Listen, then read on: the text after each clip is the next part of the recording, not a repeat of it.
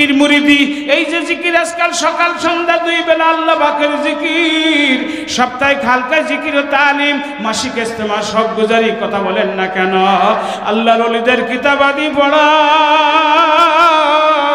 বিনা ওজরে মাহফিল কামাই না দেওয়া। এবার নভেম্বরের 27, 28, 29 সরমুনার বাৎসরিক মাহফিল, দ্বিতীয় মাহফিল ফেব্রুয়ারির 19, 20, 21 দ্বিতীয় মাহফিল।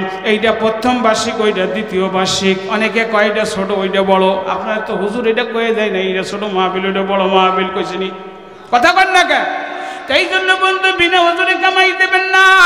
এ আল্লাহর বান্দা বলছে 5টা ঔষধ জাতির কাছে রেখে গেলাম, যদি নিয়ম অনুযায়ী আপনি মানতে পারেন, ইবলিস শয়তান পাহাড় টলাইতে পারবে, আপনার ঈমান আল্লাহর ফজলে কেউ টলাইতে পারবে না, কথা বলেন ঠিক কিনা? এই জন্য বিশ্বাস চরমুনাই এই যে নকশে কদমে চলতেছে দাওয়াত, তালিম, তাজকিয়া, নবজে হাত, এইটা আল্লাহ খোলাফায়ে রাশেদার নকশে কদম। আপনি তালাশ করে দেখেন, বাংলাদেশে বহুত পীর আছে, একটা করে খালি খানকায় বসে পীরগিরি করে, কথা কর না কা? অনেক লোক আছে খালি খানকায় বসে পীরগিরি করে, অনেক লোক আছে শুধু খালি দাওয়াত ও তাবলীগের কাজ করে, দুনিয়ার আর কিছুতে মন দেয় না, আছে না নাই? কথা কর না কা? আমারে ভুল বুঝবেন না, ভুল বুঝবেন না। যদি অন্যায় বলিয়া থাকি, কিয়ামতের ময়দানে আল্লাহ আগুনের কেসি দিয়ে জিহ্বা কেটে দেবে, কথা বলেন ঠিক কিনা? কারণ আমরা এখানে দাওয়াত ও তাবলীগের কাজ করলাম, তাবলীগ মানে খালি চিল্লে দিলেই তাবলীগ হয়, ব্যাপারটা এরকম না। আপনি একজন মানুষকে বললেন ভাই আজান হয়ে গেছে চলেন মসজিদে যাই, আপনিও বড় তাবলীগ করলেন। সবচেয়ে বড় তাবলীগ করে মুয়াজ্জিন, দৈনিক 5 বার মানুষকে আল্লাহর দিকে ডাকে, কথা বলেন না কেন? এই জন্য বন্ধুরা আমার ভুল বুঝবেন না। আমার ছেলেরে প্রত্যেক মাসে 3 দিনের তাবলীগে পাঠাই, আমার মেজো ছেলেরে মাঝে মাঝে পাঠাই, বড় ছেলে যখন ছিল তখন পাঠাইছি। আমার আব্বা যখন ক্যান্সারে আক্রান্ত হয়ে মারা গেল, আমার আব্বার জীবনে শেষ হয়ে গেছে 3 চিল্লা। এখানে একটা যুবক গাঁটটি নিয়ে টানতেছে, বুকে আঘাত লাগছে, ওখানে ইনফেকশন করছে, সেখান থেকেই ক্যান্সার রোগ ধরন পড়ছে। তারপরে আল্লাহর ফজলে করমে আরে তাবলীগও আমাদের, চরমনাই আমাদের, শশিনাও আমাদের, ফুরফুরাও আমাদের, রসুলপুরও আমাদের, আল্লাহ কুশাবাড়েও আমাদের, কথা বলেন ঠিক কিনা? আপনি যদি বলেন ওইটা উনাগো এইটা আমাগো, আপনার মধ্যে দোষ, কথা মনে আমি বুঝাইতে পারি নাই। এই মাদ্রাসা আমাদের, এই মসজিদ আমাদের, অর্থাৎ ইসলামের যত কিছু আছে সব যদি আমার হয় তাহলে আমি তো ভিন্ন করে দেখতে পারি না, কথা বলেন ঠিক কিনা? ইলাহা ইল্লাল্লাহ, লা ইলাহা ইল্লাল্লাহ, লা ইলাহা ইল্লাল্লাহ, লা ইলাহা ইল্লাল্লাহ, লা ইলাহা ইল্লাল্লাহ, লা ইলাহা ইল্লাল্লাহ, লা ইলাহা ইল্লাল্লাহ, লা ইলাহা ইল্লাল্লাহ, লা ইলাহা ইল্লাল্লাহ, লা ইলাহা ইল্লাল্লাহ, লা ইলাহা ইল্লাল্লাহ, লা ইলাহা ইল্লাল্লাহ, লা ইলাহা ইল্লাল্লাহ, লা ইলাহা ইল্লাল্লাহ,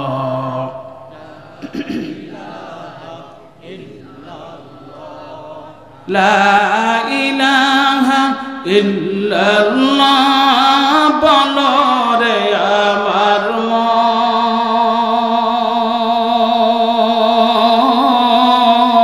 মন, ও তোর নিদানের কালে বুঝিবি রে তুই, তোর নিদানের কালে বুঝিবি রে তুই, এই কালিমার কত যে গুণ, লা ইলাহা ইল্লাল্লাহ, লা ইলাহা ইল্লাল্লাহ, লা ইলাহা ইল্লাল্লাহ। ইল্লাল্লাহ লা ইলাহা ইল্লাল্লাহ লা ইলাহা ইল্লাল্লাহ লা ইলাহা ইল্লাল্লাহ বলো রে আমার মন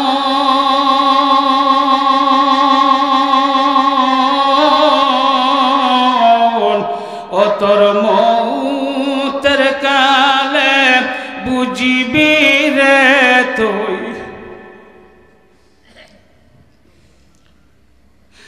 তোর মৌতের কালে বুঝিবি রে তুই এই কালিমার কত যে গুণ লা ইলাহা ইল্লাল্লাহ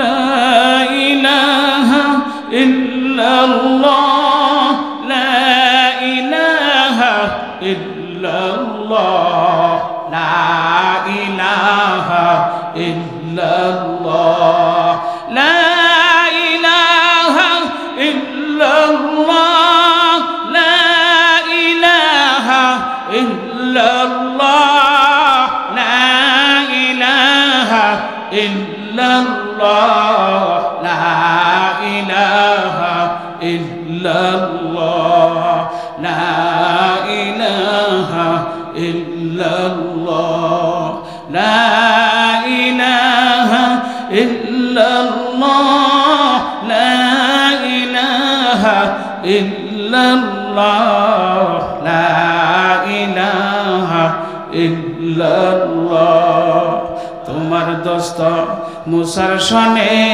কইস কথা কোহে তোরে নিয়া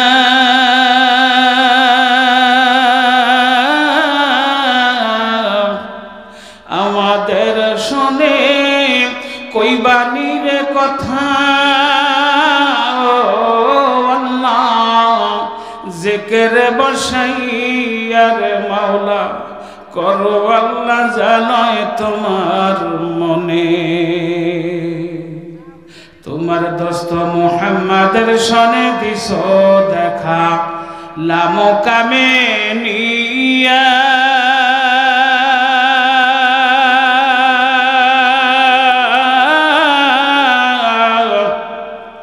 আমাদের সনে দিবানির দেখা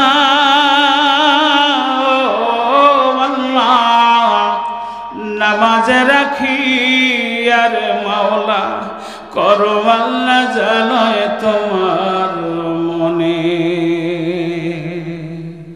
জিকির করতে হবে বারবার জিকির করতে হবে জবানে জিকির করতে হবে দিলের খেয়ালটা ঠিক রাখতে হবে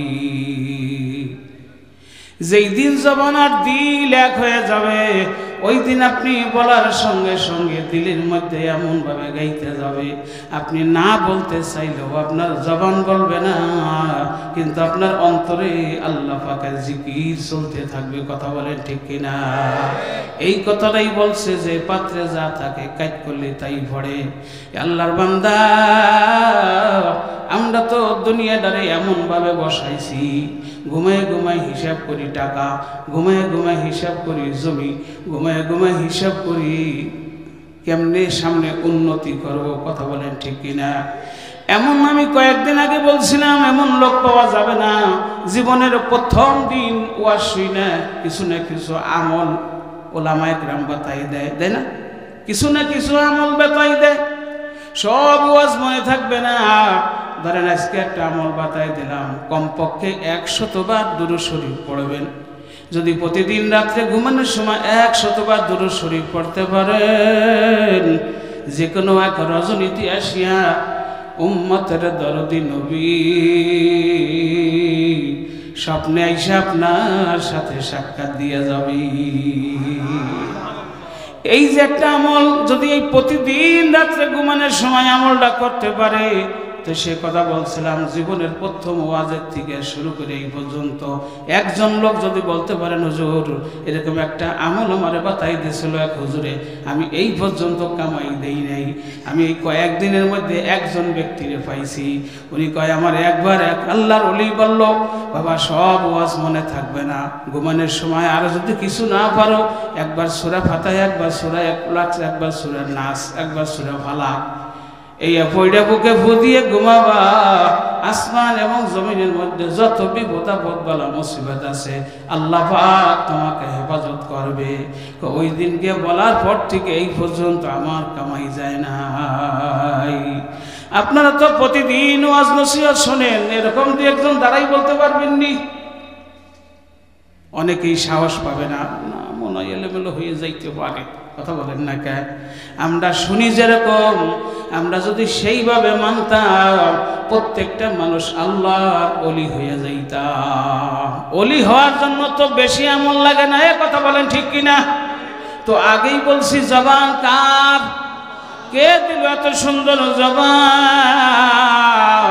এই জবান দিয়ে যখন বান্দা আল্লাহ বলে ডাক দেয়, আল্লাহ পাকের কুদরতি দিলখানা ঠান্ডা হইয়া যায়। গড়েছ তুমি এই পৃথিবী জাহান, তুমি ওয়াসিম তুমি মহান।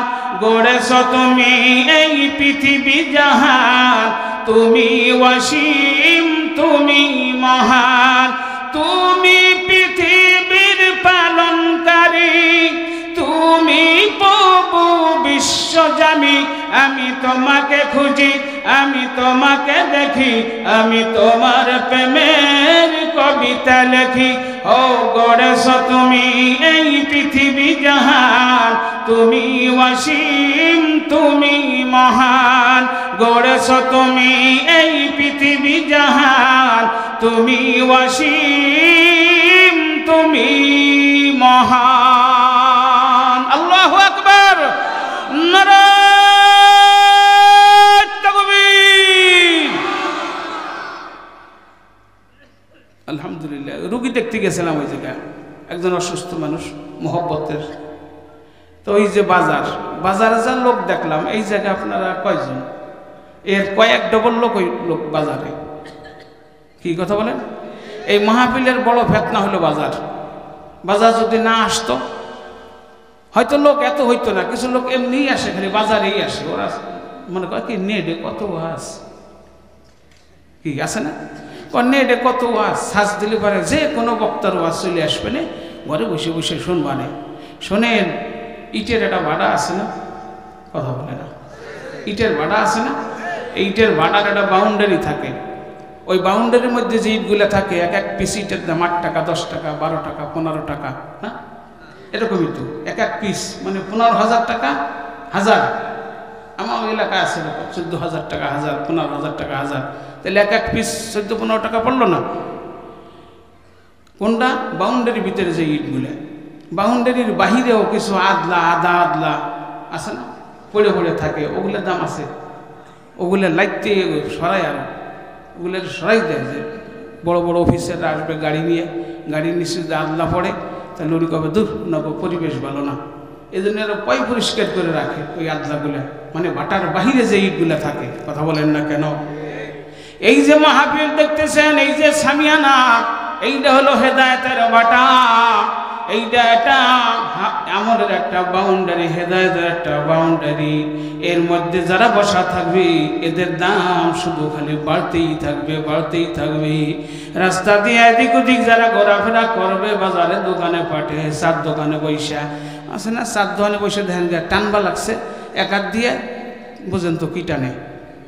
কথা বলে এক হাতে রহমতের দুমা টানতেছে, আর এক হাত দিয়ে চা খাইতেছে। কয় দেখি হুজুরের বাপ কায়দা কিরম, বাপ ভালো হইলি যাবানে, নাইলি হেঁটেই বাড়ি চলে যাবানে। এরকম লোক আছে সমাজে না নাই? কথা বলেন আছে না নাই? ওই সমস্ত মানুষগুলো দূরের থেকে আওয়াজ শোনে, জীবনে কোনোদিন আওয়াজ শোনে নাই। যদি এটাই প্রমাণ হইতো যে শোনার দ্বারাই বড় ফজিলত, দেখার দ্বারাই বড় ফজিলত, তাহলে হজের সময় হজ ঘোরা রেলি দিয়া সুন্দর করিয়া ভিডিও করিয়া বিভিন্ন চ্যানেলগুলো চালায় না হজের সময়, কথা বলে না, ফাস্টুলা সব কিছু চালায়, সব দেখা যায়। কোন জায়গায় আসোয়াত পাথর জীবনে দেখেন নাই, কিন্তু ভিডিওতে দেখা যায়। কোথায় সাফা মারোয়া সব দেখা যায়, যায় কি যায় না। কোন জায়গায় শয়তানদের ঢিল মারছে সব দেখা, কিন্তু ওই দেখার দ্বারা একটা নেকিও হয় না, হয় একটা নেকিও হয় না। ওই কয়েকদিন আগেই তো দেখি প্রসাব করতেছে দাঁড়াই দাঁড়াইয়া পকেটে ওয়াজ, আপনার শুনিলাম না, যে দাঁড়াই দাঁড়াই প্রসাব করতেছে তো পকেটে ওয়াজ চলতেছে। আচ্ছা বলেন তো এই ওয়াজ কি ও আমলের নিয়তে শুনি নাকি, কথা বলেন না কে? কিন্তু এই ময়দানে যারা আছে এরা প্রত্যেকেই আইছে কোনো না কোনো আমল যদি একটা আমার হাসিল হয়ে যায়, ছোট্ট একটা আমল এই জিন্দেগি যদি আমি বানাই নিতে পারি। আল্লাহর হাবিব তো বলছে আখলিস দীনাকা ইয়াকফিকাল আমালুল কলিল, তোমার ঈমানকে খাঁটি করো, অল্প আমলেই নাজাতের জন্য যথেষ্ট হইবে। আমল বেশি দরকার নাই রে আল্লাহর গোলাম। আল্লাহ পাক যদি পছন্দ করিয়া ফেলায়, বান্দার ক্ষুদ্র একটা আমল বান্দার নাজাতের জন্য যথেষ্ট হয়ে যাইতে পারে, কথা বলেন ঠিক কিনা? বাইজিদ বুস্তামি রহমাতুল্লাহ আলাইহি একদিন বৃষ্টির মধ্যে নিচতলা থেকে উপরতলায় উঠতেছে, বাহিরে বৃষ্টি, একটা মাকড়সা, ওই মাকড়সাটা গর্ভবতী অবস্থায় আছিল। একবার সিঁড়িতে উঠতে যায় আবার পড়িয়া যায়, সিঁড়িতে উঠতে যায় আবার পড়িয়া যায়। বাইজিদ বুস্তামি রহমাতুল্লাহ আলাইহি এই দৃশ্য দেখিয়া ওই গর্ভবতী মাকড়সাটা দইরা সিঁড়ির উপরে উঠাই দিয়েছে। আস্তে আস্তে হাঁটতে হাঁটতে সে তার আরামদায়ক কোনো পরিবেশে চলিয়া গেছে। ওই জায়গা যাইয়া আল্লাহ পাকের কাছে দরখাস্ত পেশ করছে, আল্লাহ আমার এই বিপদের সময় তোমার সৃষ্টির শ্রেষ্ঠ দ্বারা আশরাফুল মাখলুকাত যাদেরকে তুমি বানাইছো, যাদের মর্যাদা তুমি ফেরেশতার চেয়ে বেশি দেছো, যাদের মর্যাদা তুমি জিনেদের চেয়ে বেশি দেছো, আল্লাহ ওই দামি মাখলুক আমার মতন একটা মাকড়সা আমার জান্নাতও নাই জাহান্নামও নাই। আমার এই বিপদের সময় যদি আমার না উঠাইতো, কিছুই করার ছিল না। আল্লাহ আমাকে যে এই বিপদের সময় আমাকে উপরে উঠাই দিল, আমার বাসার জায়গা করে দিল, আমার আরামদায়ক পরিবেশে দেওয়ার ব্যবস্থা করে দিল। ও আল্লাহ তোমার কুদরতে হাতে তারে রেখে দিলাম, আল্লাহ তুমি এর বিনিময়ে তাকে পুরস্কার দিয়ে দিও। বাইজিদ বুস্তামির কাছে আল্লাহ জিজ্ঞেস করলো, বাইজিদ আমার কাছে কি নিয়ে আসছো? বাইজিদ বুস্তামি বলল, রব্বুল আলামিন আমি ইবাদত বন্দেগীর কথা বলবো না, কারণ ওর মধ্যে ত্রুটি বিস্ত্রুটি থাকতেই পারে।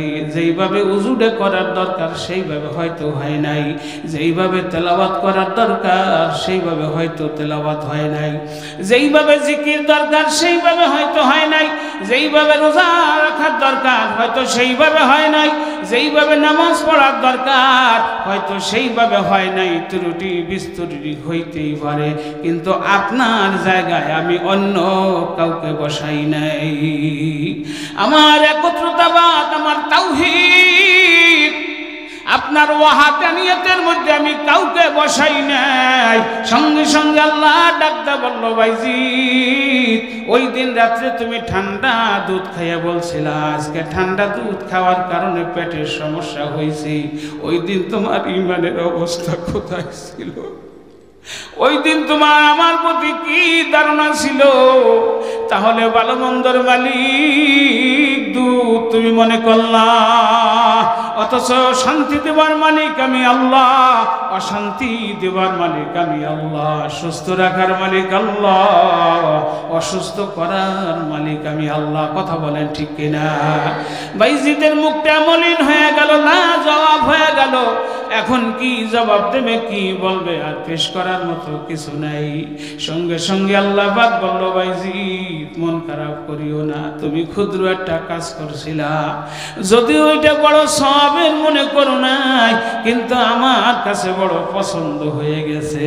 আমার একটা মাকলুক বিপদে পড়িয়ে গেছিল, উপরে উঠতে পারে না, বারবার চেষ্টা করছে, বারবার চেষ্টা করছে। তুমি তারে ধইরা সুন্দর করে সযত্নে উপরে উঠে দিয়েছ, সে আরাম পাই আমি মাওলার দরবারে শুকর আদায় করছি।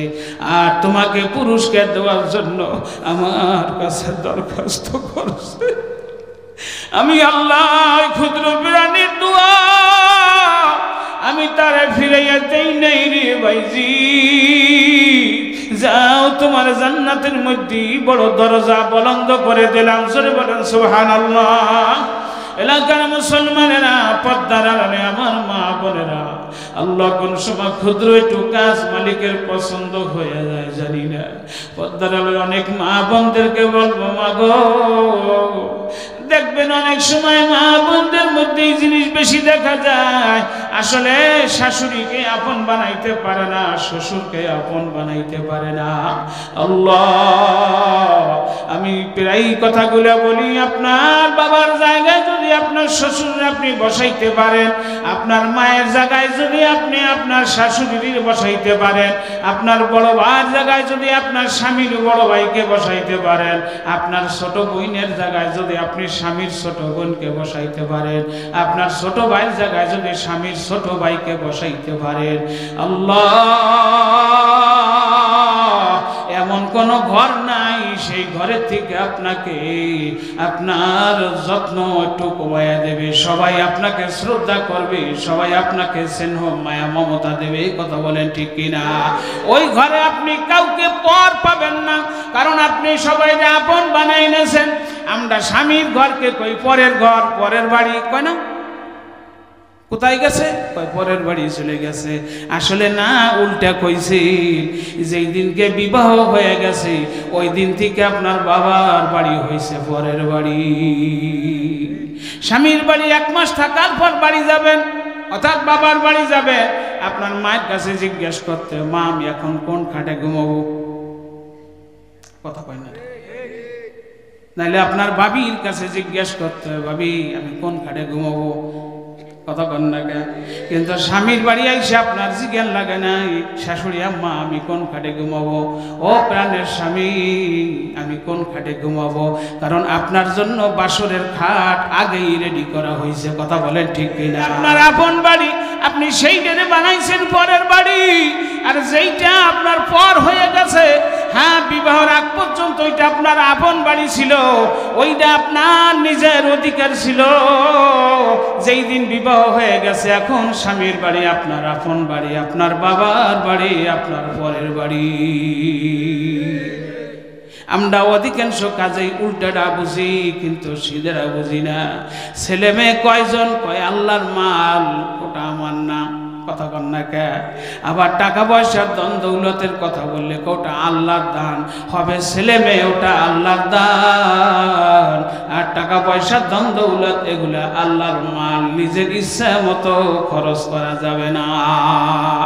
বাইরে দিয়ে দেন, ছেলেরে সব দিয়ে দিলেন, মেয়েকে দিলেন না। কিয়ামতের ময়দানে জাহান্নামে যাওয়ার জন্য আর কোনো পাপের দরকার নাই। এ কথা বলেন না কেন?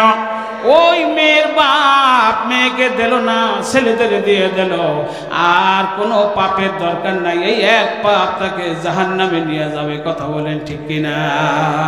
বন্ধুরা আমার, এগুলা বেশি আলোচনা করার দরকার। সমাজে এই সমস্ত ফিতনাগুলো সবচেয়ে বেশি হইতেছে।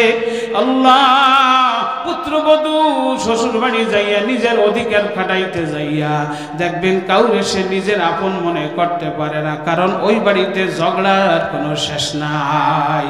একদিন 2 দিন এক কথায় 2 কথায় ঝগড়া লাগিয়া যায়। বাবার কাছে ফোন দিয়েছে, আব্বা কার কাছে বিবাহ দিলেন? সুখের জায়গায় দুঃখের কোনো শেষ নাই।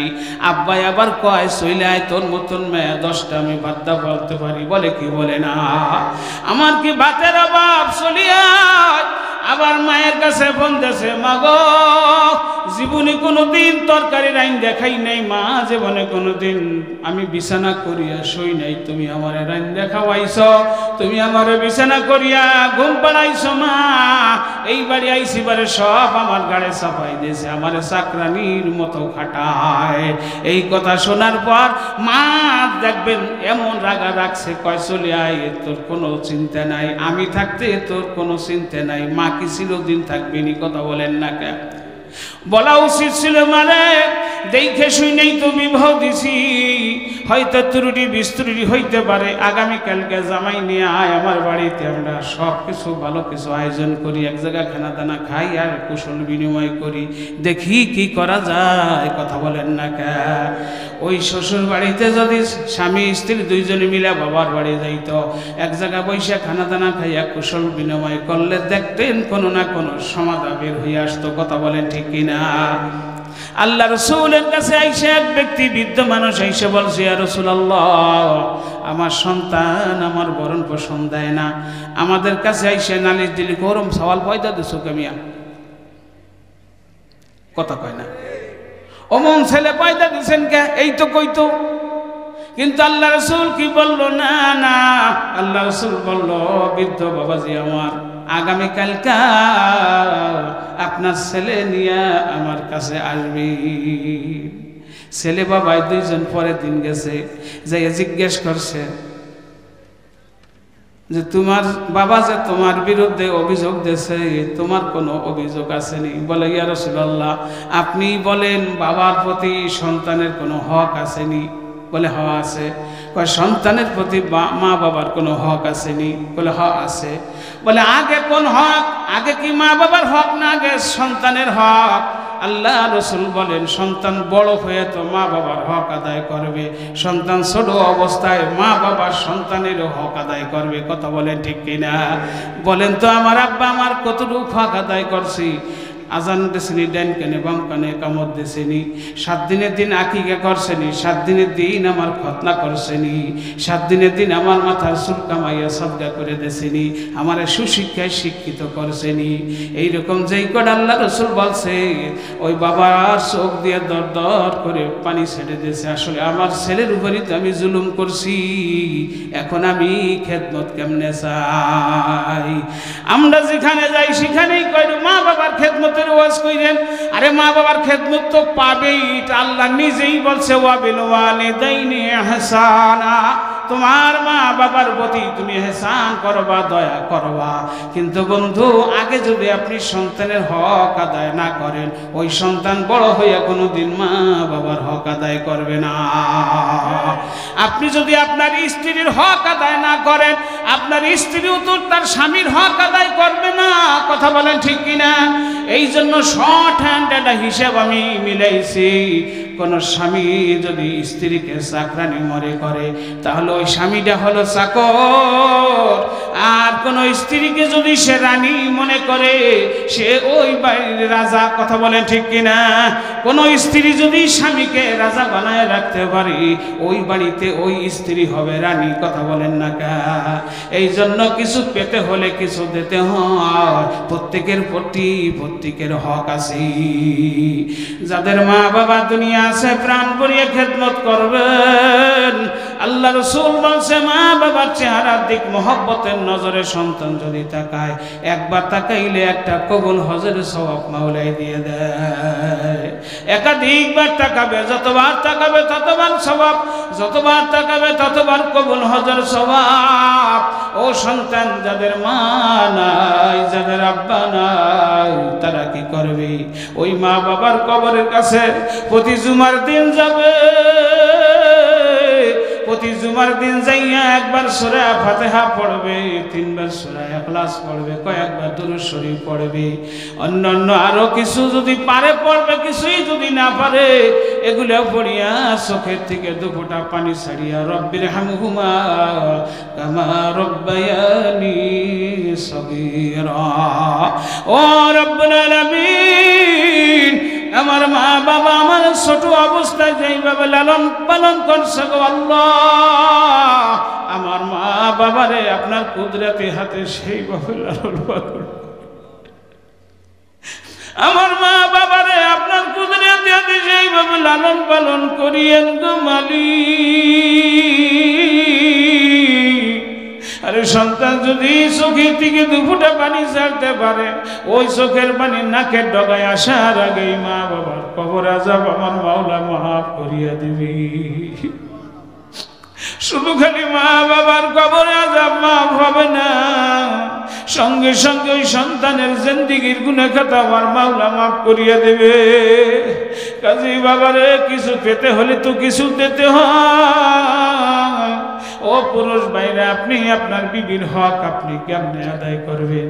আল্লাহ রাসূল যুদ্ধের ময়দানে যেই তরবারি দিয়ে যুদ্ধ করছেন, ঘরে আয়েশা আম্মা জান আয়েশা সিদ্দিকা রাদিয়াল্লাহু তাআলা আনহা বলছে, আমার প্রাণের স্বামী আল্লাহ দোজাহানের সরদার যুদ্ধের ময়দান থেকে আইসেই ঘরে আইসা আমাদের কাজের সহযোগিতা করছি। একদিন আম্মা জান আয়েশা সিদ্দিকা রাদিয়াল্লাহু তাআলা মাথা দেখে দিতেছে, মাথা বিলি দিতেছে। আবু বকর সিদ্দিক রাদিয়াল্লাহু তাআলা দূর থেকে দেখা বলে, এই বাড়ি আর আসবো না। আমার তো সাহাত ছিল, আমি নবীজির বাহিরে যত খেদমত আছে আমি আবু বকর করব। আমার কলিজার টুকরো মেয়ে আয়েশাকে বিবাহ দিয়েছি আল্লাহ রাসূলের বাড়ির খেদমত করার জন্য। আল্লাহ, কিন্তু আয়েশা উল্টা দেখলাম, সঙ্গে সঙ্গে বলে, ও আবু বকর, শ্বশুর আব্বা শুনে,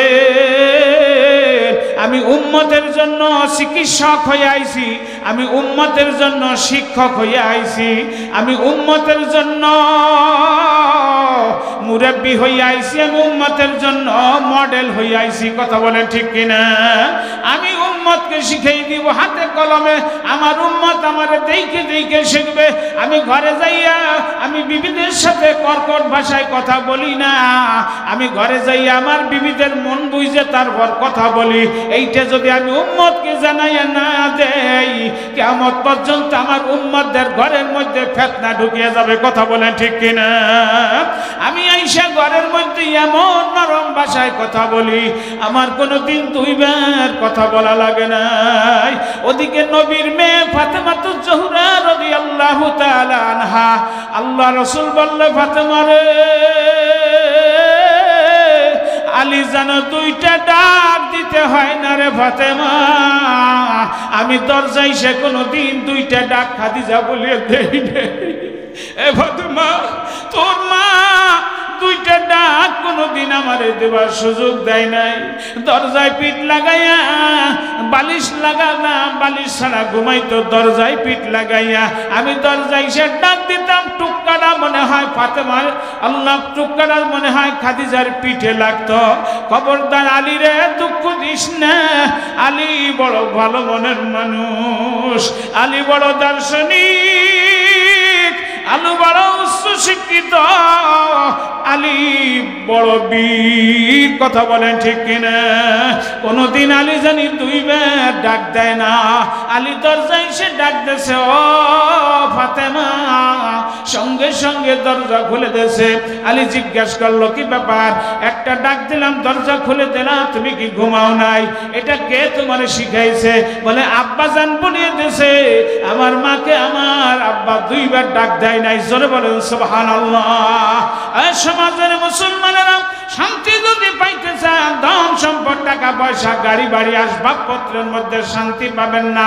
আরে নবীর আদর্শ, নবীর চরিত্র যদি আমাদের ঘরে ঢোকে, নবীর বিবিদের চরিত্র যদি আমার বিবির ঘরে ঢোকে, নবীর মেয়েদের চরিত্র যদি আমার আপনার মেয়ের ঘরে ঢোকে, নবীর পরিবারের চরিত্র যদি আমার আপনার পরিবারের মধ্যে ঢুকিয়া যায়, আলমারির দরকার নাই, ড্রেসিং টেবিলের দরকার নাই, সোফা সেটের দরকার নাই, কোনো কিছু দরকার নাই। ওই ঘরটা সব সময় মহব্বত দিয়ে ভরা থাকবে।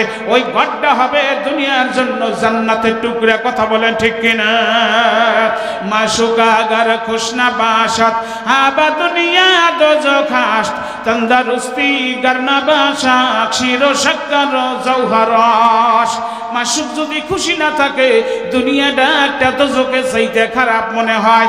শরীর যদি সুস্থ না থাকে, দুধ আর চিনি বিষের চেয়েও খারাপ লাগে। কথা বলেন ঠিক কিনা?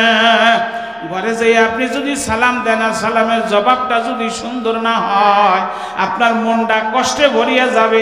এসে আমি গাছতলায় তো ভালো আসসালাম, কথা কয় না রে, এর চেয়ে আমার জঙ্গলই ভালো আসলো। আমি এই ঘরে কেন আসলাম, এই ঘরের লোকের আচরণ এরকম কেন?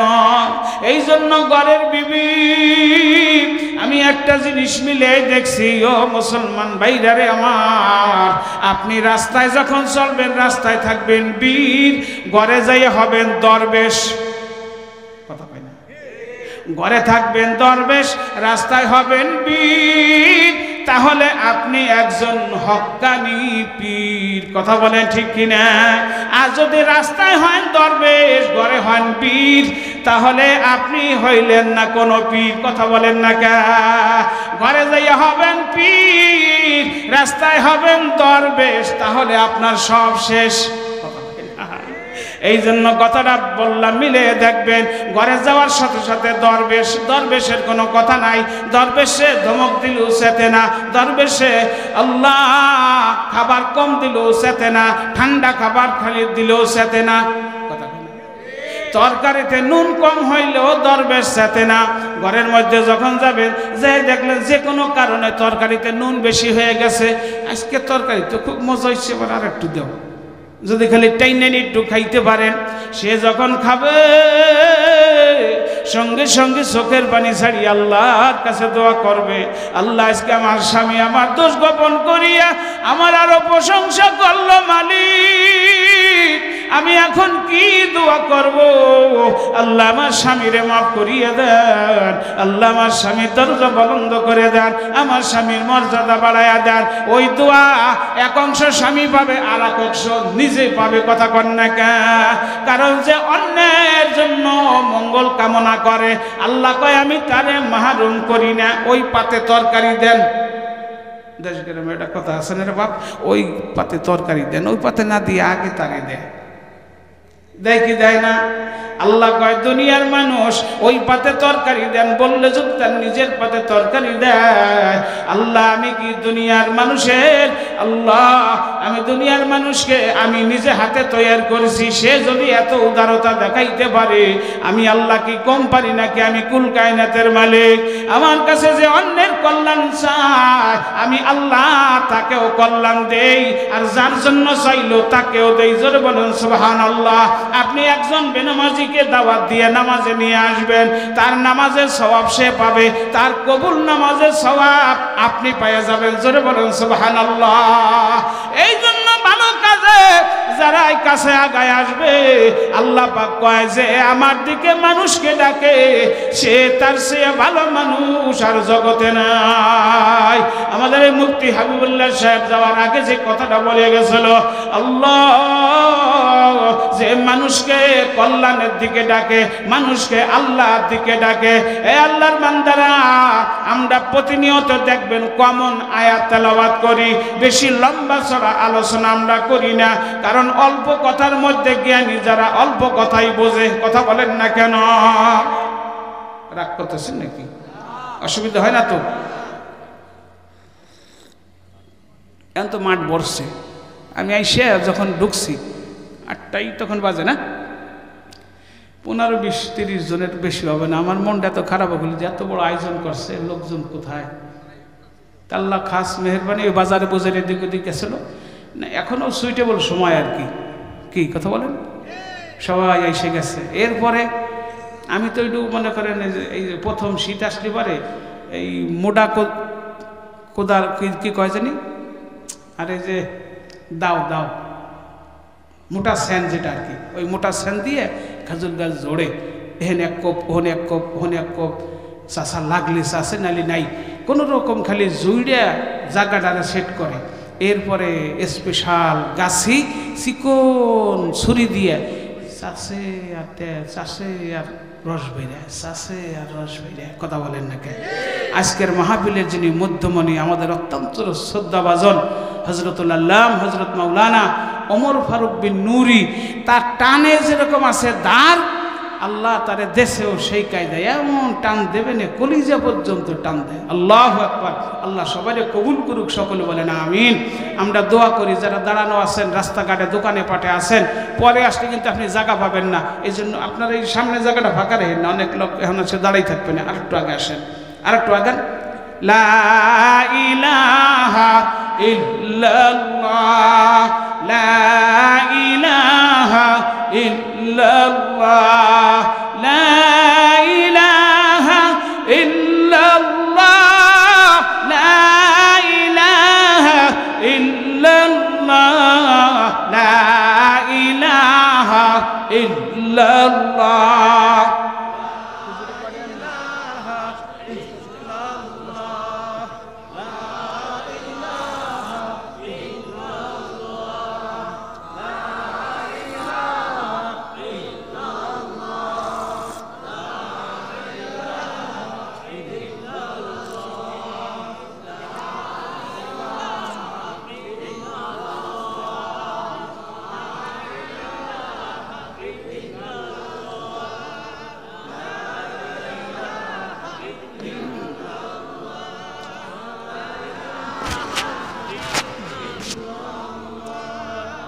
لا إله إلا الله، لا إله إلا الله، لا إله إلا الله، لا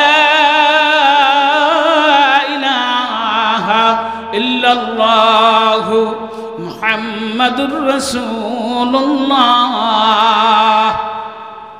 জিকির এই মাঠে এলোপাতাড়ি হওয়ার কিছু কারণ আছে, কারণ সবাই তো আর জিকিরের প্রশিক্ষণ প্রাপ্ত না। কি বলেন?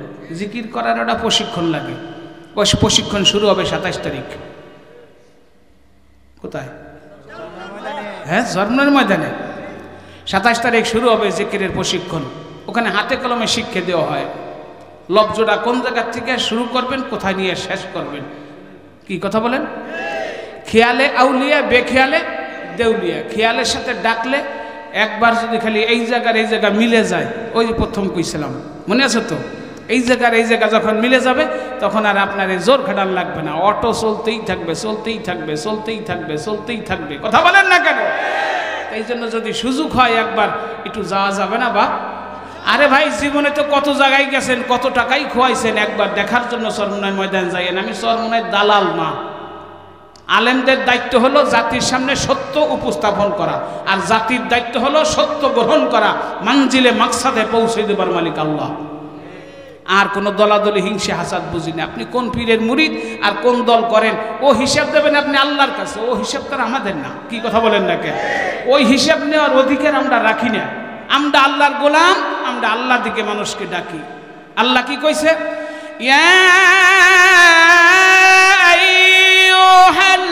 الذين آمنوا اتقوا الله وكونوا مع الصادقين।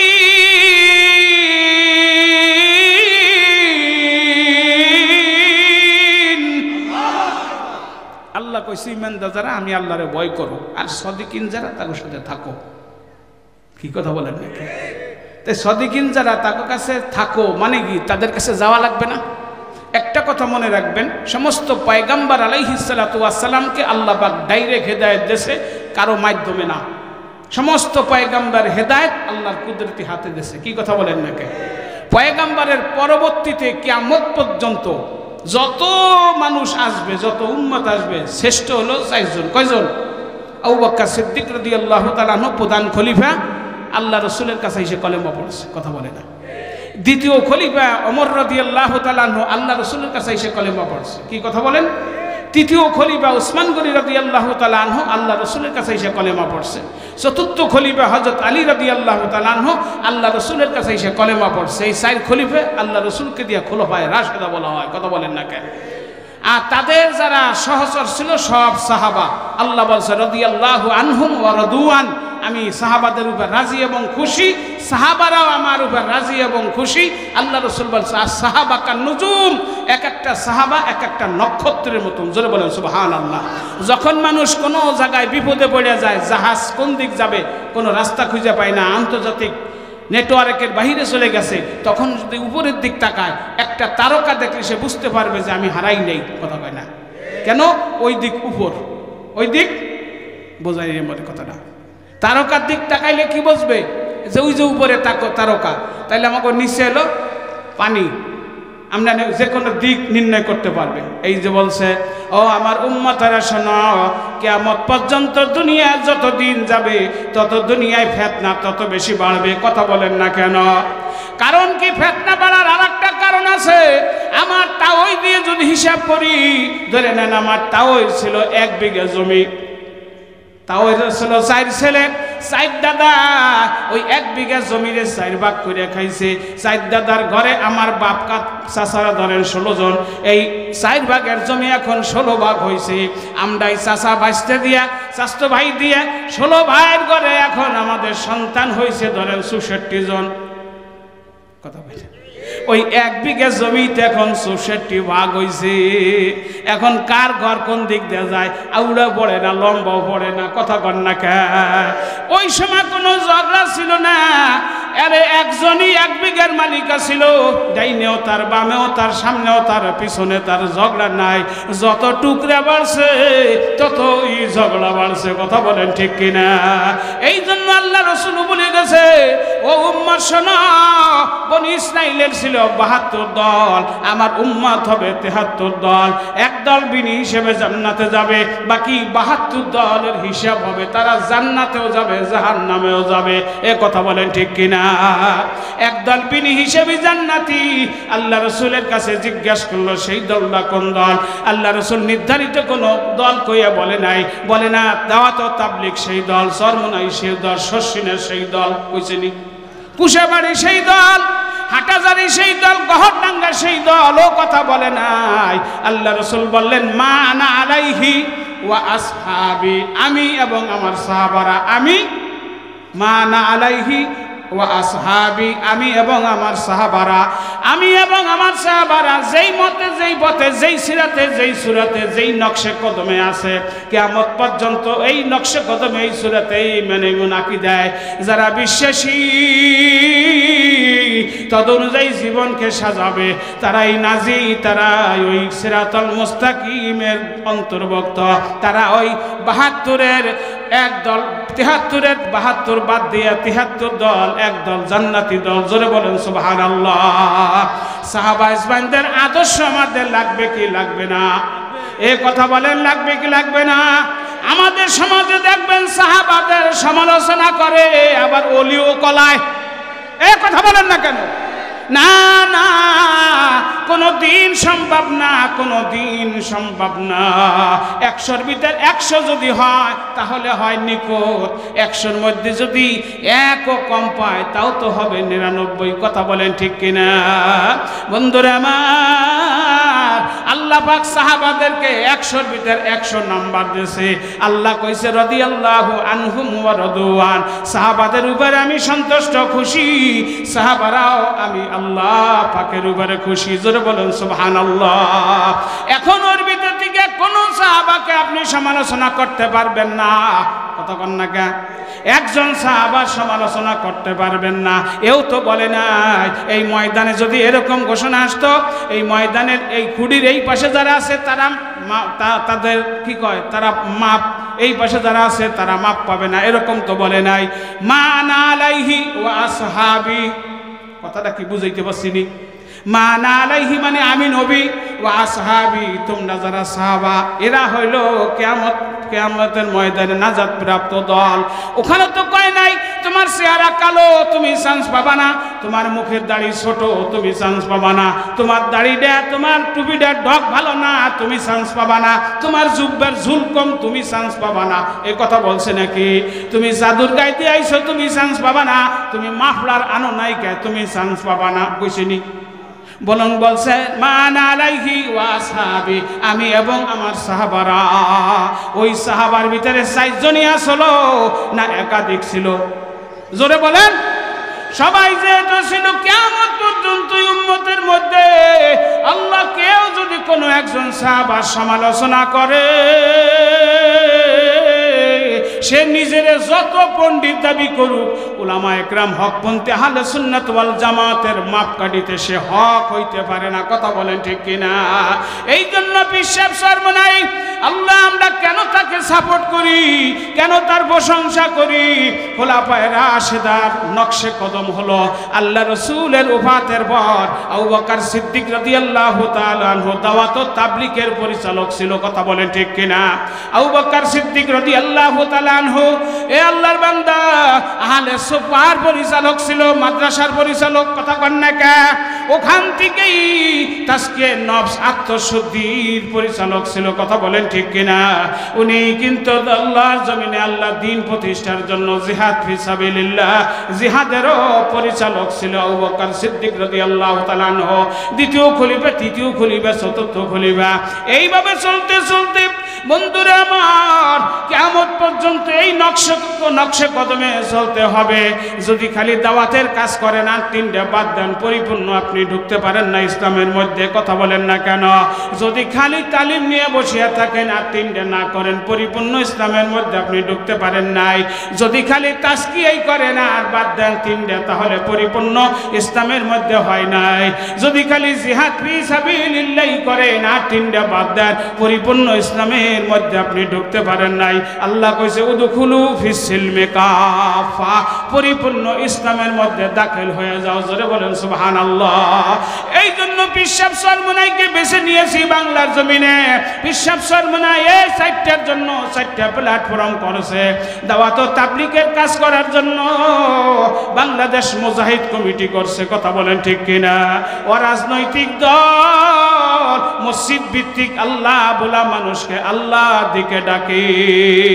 এইটা দাওয়াত ও তাবলীগের কাজ করে বাংলাদেশ মুজাহিদ কমিটি। এরপরে 68,000 গ্রামে 68,000 কোরআনী মাদ্রাসা প্রতিষ্ঠার জন্য বাংলাদেশ কোরআন শিক্ষা বোর্ড নামের একখান বোর্ড গঠন করছে। কথা বলেন ঠিক কিনা? এখানে শিশু শ্রেণী থেকে শুরু করিয়া বৃদ্ধদের পর্যন্ত কোরআন সহি করে শিক্ষার ব্যবস্থা আছে না নাই? এ কথা বলেন আছে না নাই? আমি যেই মাদ্রাসা পরিচালনা করি ওটাও বাংলাদেশ কোরআন শিক্ষা বোর্ডের আওতাভুক্ত কিরাতুল কোরআন মাদ্রাসা। আমি ওখান থেকে 10 পয়সা বেতন নেই না। আমার হাতে অনেকে মুসাবা করে যে হাদিয়া দেয়, ওই হাদিয়ার টাকাও আমি মাদ্রাসায় দিয়ে দেই। গতবারই যে আমার ড্রাইভার আছে, সবার সঙ্গে আছে, কম্বল কিনে দিয়েছি, মোটা মোটা কম্বল। কথা কন না কে? হে বন্ধুরা আমার, আল্লাহ কারে দিয়ে কোন খেদমত করাবে দুনিয়ার কেউ জানে না। পিসাব সরমনাইর অবদান এই বাংলার মুসলমান আজও বুঝতে পারে নাই। কথা বলেন ঠিক কিনা?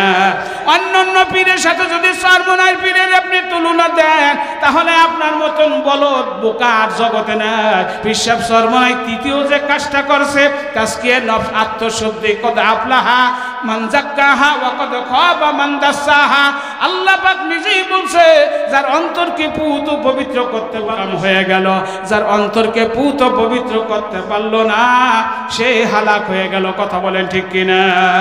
এই জন্য পীর মুরিদি এই যে জিকির আজকাল সকাল সন্ধ্যা 2 বেলা আল্লাহ পাকের জিকির, সপ্তাহে হালকা জিকির ও তালিম, মাসিক ইজতেমা, সব গুজারি। কথা বলেন না কেন?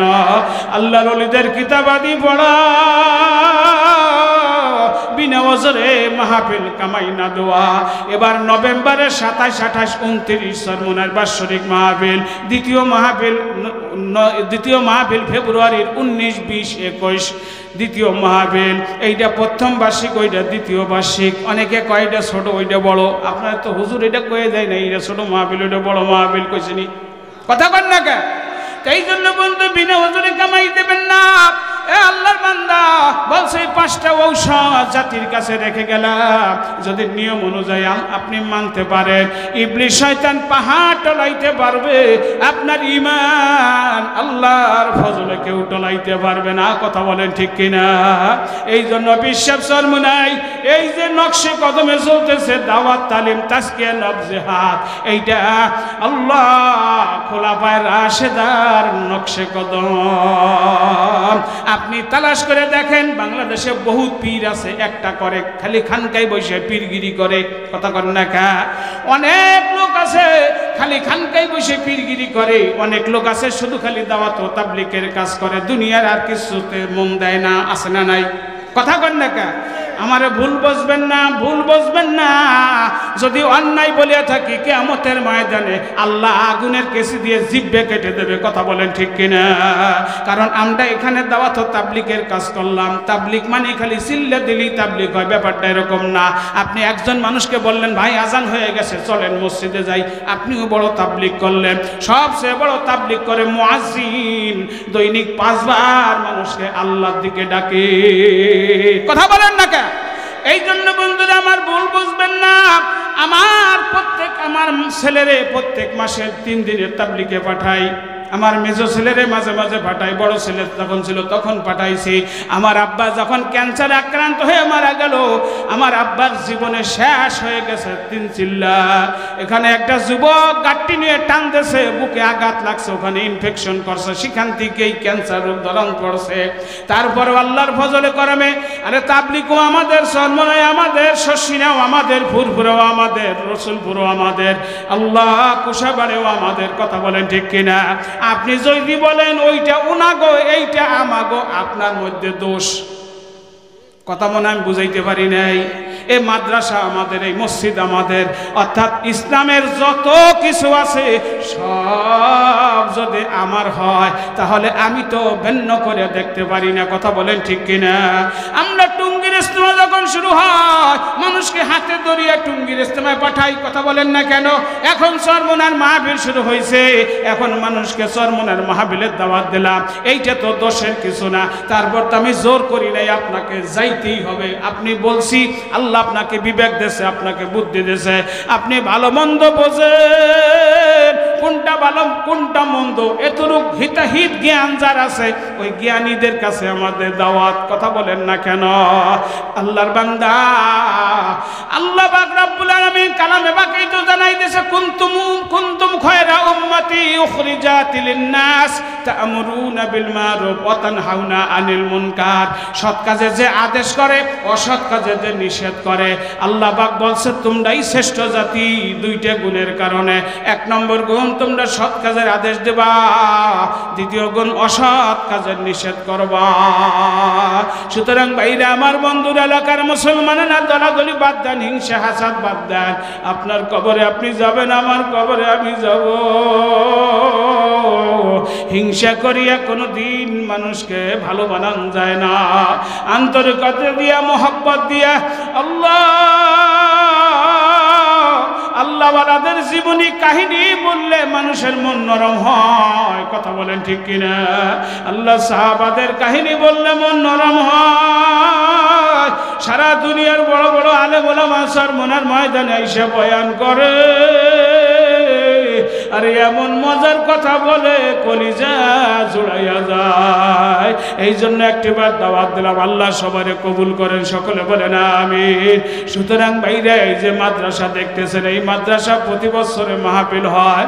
এই মাদ্রাসার পিছনে আসাদায়ে ইকরামরা মেহনত করে, সারা বছর লেখাপড়া করায়। ছাত্র তোলাবাদেরও শিক্ষার পিছনে খরচ আছে। কথা বলেন ঠিক কিনা? এই জন্য 10-এর লড়িয়া করে বোঝা, 10 জনে যেটা পারে 1 জনে পারে না। এলাকার পয়সাওয়ালা ভাইরা, টাকাওয়ালা ভাইরা জীবনে তো কত টাকা পয়সা কত জায়গায় খরচ করিয়া ফেলাইলে। আজকের এই মজলিস অত্যন্ত দামি মজলিস, এই মাদ্রাসা অত্যন্ত দামি মাদ্রাসা, যেখানে মানুষকে আল্লাহ ডেকে ডাকে, মানুষকে নবীর আদর্শের শিক্ষা দেওয়া হয়। কারণ নবী বলছিল সাহাবারা আমি একটা মাদ্রাসা করতে চাই, তোমাদের যদি সম্ভব হয় একটু জায়গা জমিনের ব্যবস্থা করো, ঘর দরজার ব্যবস্থা করো। বলে ইয়া রাসূলুল্লাহ, আমরা যদি জায়গা জমি দেই, ঘর দরজা দেই, আমাদের লাভটা কি? আল্লাহ রাসূল বলল, কিয়ামতের ময়দানে আসলে তোমরা নাজাত পাইয়া যাবা। এক সাহাবা কয়, ইয়া রাসূলুল্লাহ, আমার এই যে ঘরটা আমি দিয়ে দিলাম, তুমি থাকবা কোথায়? বলে আমি গাছতলায় থাকলে আমার জীবন চলবে, আমি যদি বাসতলায় থাকি আমার জীবন চলবে, আমার নাজাতের দরকার। আল্লাহ রাসূল বললেন, না না, পুরা ঘর তোমার লাগবে না, অর্ধেক মাদ্রাসায় দাও, অর্ধেক তুমি বসবাস করো। বালবাসবা নিয়ে অর্ধেক বসবাস করে আর বাকি অর্ধেক মাদ্রাসা দেয়। এইভাবে প্রথম শুরু করলো। এরপরে দ্বিতীয়টা হলো আহলে সুফফা। সমস্ত সাহাবারা আহলে সুফফায় লেখাপড়া করিয়া আল্লাহ কেউ কেউ বৃদ্ধ বয়সে পর্যন্ত আলেম হয়েছে। এই বন্ধুরা আমার, এই জন্য কিয়ামত পর্যন্ত এই নকশে কদমে চলতেছে, ধারাবাহিকতা চলতেছে। 10 জনের দানে অনুদানে চলবে, এটা সুন্নাত তরিকা। আল্লাহ হাদিয়া দেওয়াও সুন্নাত, নেওয়াও সুন্নাত। এই কোরআনের পিছনে যারা মেহনত করে তাদেরকে ওজিফা দেয়, এটাও কিন্তু সুন্নাতের আওতায় পড়ে। কথা বলেন ঠিক কিনা? আবু বকর সিদ্দিক রাদিয়াল্লাহু তাআলা আনহু যখন রাষ্ট্র ক্ষমতায় আইলো, কাপড়ের গাঁটটি নিয়ে বাজারে যায়। লোকজনে জিজ্ঞাসা করলো, আমিরুল মুমিনিন, আজকে আপনি রাষ্ট্রপ্রধানের দায়িত্ব পালন করবেন, আপনি কাপড়ের গাঁটটি নিয়ে বাজারে যান কেন? বলে আমার পরিবার পরিজন, তাদের খাবার দাবার ব্যবস্থা আমার করা লাগবে, এই জন্য আমি তাদের জন্য বাজারে ব্যবসা করি, ব্যবসা যেটা হবে ওটা দিয়ে বাজার সওদা করব। বলে আজকে থেকে আর আপনার ব্যবসা করতে হবে না, আপনি দিনের মেহনত করবেন, এই জাতির খেদমত করবেন। আল্লাহ পাক আপনাকে যে শক্তি সামর্থ্য দিয়েছে, পুরা শক্তি সামর্থ্য দিয়া আল্লাহ আপনি দিনের আঞ্জাম দেবেন, বাইতুল মাল থেকে আপনার ওজিফা নির্ধারণ করে দেওয়া হবে। জোরে বলেন সুবহানাল্লাহ। আমাদের দেশে যদি ইসলামী হুকুমত থাকতো, বাইতুল মাল যদি থাকতো, মসজিদের ইমামের বেতন বাইতুল মাল থেকে আসতো, এই মাদ্রাসার হুজুরদের বেতন বাইতুল মাল থেকে আসতো, আল্লাহ তারাবির নামাজে হাফেজে কোরআনদার নামাজ পড়াইতো, বাইতুল মাল থেকে অর্থ আসতো। যেহেতু আমাদের দেশে বাইতুল মাল নাই, আমাদের দেশে ইসলামী হুকুমত নাই, আমার আপনার বাইতুল মাল হলো আল্লাহ রাসূল উম্মতকে যেরকম বলছে কে কি দিবা দাও, সমস্ত সাহাবারা প্রতিযোগিতামূলকভাবে দান করেছে। আমাদেরও সেই রাস্তা খোলা, কিয়ামত পর্যন্ত এই কওমি মাদ্রাসাগুলা এই রকম চলবে। 10-এর লড়ে 1-এর বোঝায়। কথা বলেন ঠিক কিনা?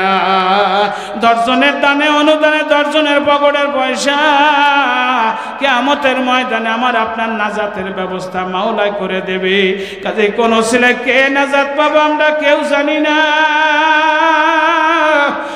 ইউসুফ বিন নুরি রাহমাতুল্লাহ আলাইহির মাদ্রাসার একজন জমিদার প্রতিদিন খাদ্য খাবার নিয়ে আসছে, ছাত্রকে দিত।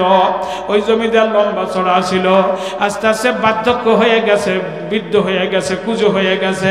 ওই অবস্থায় প্রতিদিন ঘাড়ে করে খানা নিয়ে আসে। এক ছাত্র একদিন ব্যঙ্গ করিয়া খাদ্যবাহী উঠ বলছে, মনে কষ্ট পাইছে, খাদ্য বন্ধ করে দিয়েছে। আল্লাহ পাক তার কুদরত জাহির করে দিয়েছে। রাত্রিবেলা স্বপ্নে দেখে কিয়ামত কায়েম হয়ে গেছে। আল্লাহ কত মানুষ ফুলসুরাত পার হইয়া জান্নাতে চলিয়া যায়, জমিদার একবার উঠতে যায় আবার পড়িয়া যায় না, সাহস পায় না। হঠাৎ করে দেখে মাদ্রাসার ছাত্র তোলা ভরা, আসাদুজা ইকরামেরা বিশাল কাফেলা নিয়ে জান্নাতে রওনা করছে। প্রতিমধ্যে ওই ছেলেটা যেটা খাদ্যবাহী উট বলছিল, ও বলছে ছাত্র ভাইরা, এই যে আমাদের সেই খাদ্যবাহী উটটা এখানে পড়িয়ে রয়েছে, ধর ধর, একে না নিয়ে আমরা জান্নাতে যাব না।